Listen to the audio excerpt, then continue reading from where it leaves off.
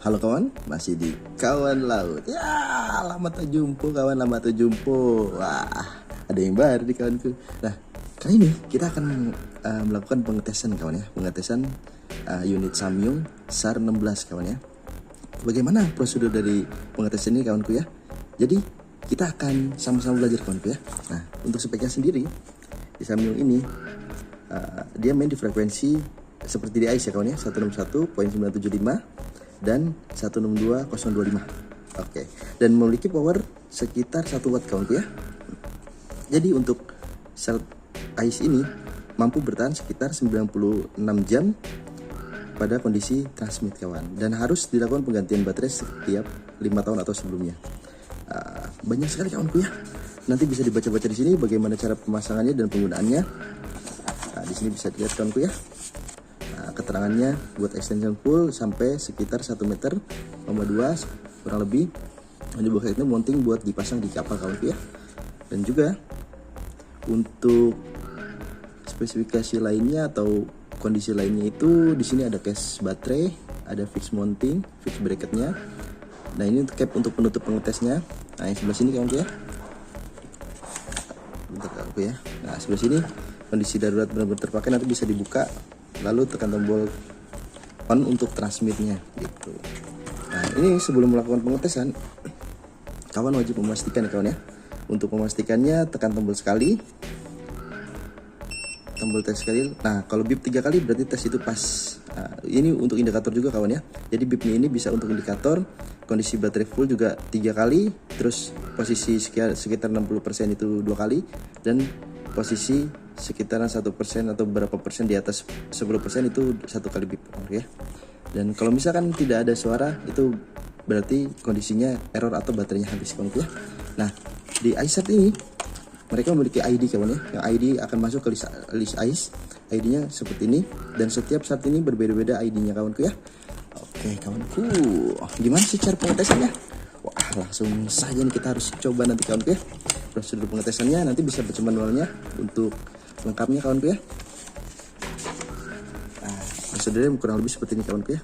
Untuk prinsip kerjanya, dia bakal transmit ke ICE sekitar yang terjangkau oleh saat ini kawan ya. Nanti untuk pemasangannya atau kondisi daruratnya sendiri, kawanku bisa langsung cek ya kawan ya di manualnya. Sendiri pemasangan. Nah ini di sini juga dikasih keterangan ya operationnya kawan ya. Tekan tombol on dan beep and light 1 detik. Setelah 15 detik bakal transmit tanpa GPS lokasi, dan fokus kawanku ya. 1 menit distress akan berisi tentang lokasi informasi dan ketika transmit. Oke kawanku, langsung aja kawanku ya. Kita langsung tes bagaimana prosedur pemasangannya ya. Prosedur pengetesannya kawanku ya. Nah, di sini juga ada kawanku ya keterangannya tuh. Keterangannya ketika transmission in test mode. Bisa kita lihat, nanti kita akan tekan dan tahan tombol ini 10 detik kawan ya. 10 detik. Dia akan, kita coba sekarang boleh. Tapi nanti kalau posisi pengetesan kita harus di ruang terbuka kawanku ya, agar patch GPS antenanya itu dapat menerima signal dari satelit kawanku ya. Nah posisi seperti ini harusnya dia sudah transmit kawanku ya. Posisi seperti ini harusnya sudah transmit. Oke, tekan dan tahan untuk stop. Posisinya seperti ini kawanku ya. Nanti kita akan tes prosedur seperti itu. Tapi ada prosedur yang harus kita lakukan ketika kita pengetesan itu di kapal kawanku ya. Oke kawanku, kita lanjut lagi nanti. Jangan lupa kalau mau ketinggalan video ini jangan di-subscribe kawanku. Jangan di-subscribe kalau mau ketinggalan video. Jadi kalau mau video ini terus update-nya kawanku bisa lihat, itu kawanku harus subscribe kawanku ya. Oke kawanku, kita lanjut ke bagian selanjutnya kawanku ya. Oke kawan, ketemu lagi kita kawan ya.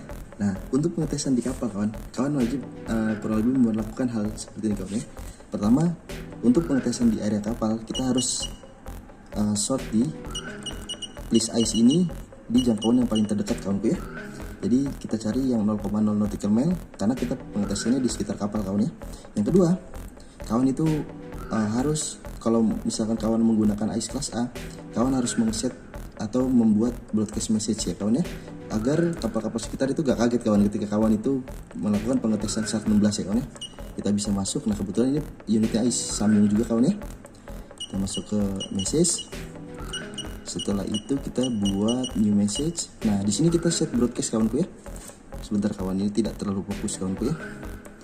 Broadcast message kita matikan ke depan. Nah broadcast message.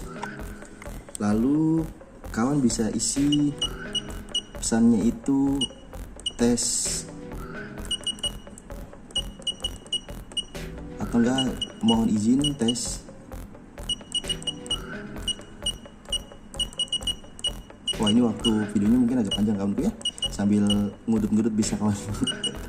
Oke, mohon izin tes SAR kawan ya. Oh salah saya, izin tes SAR ICE ya, kapal apa gitu bisa diinformasikan juga. Tes SAR ICE boleh, SAR ICE juga boleh, SAR ICE. Oke kawan ya, gak sabar kawanku ya, sambil tiduran boleh kawanku ya. Jangan lupa kawan, daripada bengong kan kita tekan tombol subscribe dulu ya kan. Nah seperti ini. Lalu kalau saya karena kondisinya di darat kawan ya, mungkin jangkauan dari SAR 16 itu nggak terlalu sampai ke area kapal karena jarak kita ke laut itu lumayan jauh kawanku ya. Tapi kalau di sekitar kapal, kawan harus melakukan prosedur ini juga kawan ya, agar kapal-kapal sekitar tahu kapal kawan sedang melakukan SAR test gitu kawanku ya. Bisa ditambahkan di sini kapal apa atau kapal apa di belakangnya, lalu kita tekan sini kawan ya. Nah ini tanda bahwa broadcast message akan terkirim ya ke ICE sekitar kawan ya, yang terjangkau oleh ICE kawan ya. Dan nanti ketika kita melakukan pengetesan SAR, yang pertama catatannya itu harus di ruang terbuka kawanku ya, di ruang terbuka. Jadi untuk SAR-nya sendiri ini harus di ruang terbuka karena dia ada patch antena GPS kawan ya. Dan prosedurnya tadi tekan dan tahan tombol tes ya kawan ya. Tekan dan tahan tombol tes sampai 10 detik, sampai dia bip sebanyak mungkin. Dan ketika 15 detik pertama itu akan mentransmit langsung dari VDL nya kan ya. Terus setelah itu kita bisa bawa unit ini ke area yang terbuka kawan ya, karena patch antena GPS akan menerima koordinat dari GPS kawan ya. Oke kawan, nanti kita lanjut kawan sambil kita transmit ini kawanku ya. Nanti kita cek juga gimana apakah daftar ID yang ini akan tampil di list ini kawan ya. Bukti bahwa pengetesan kita sudah berjalan dengan baik. Begitu kawanku, kita lanjut nanti kawanku ya. Oke.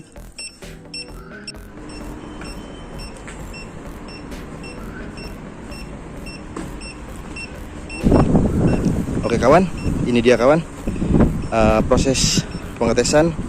Kita secara gampangnya mungkin bisa melihat kondisi antena ICE nya ya kawan ya, agar lebih pasti dalam pengetesan.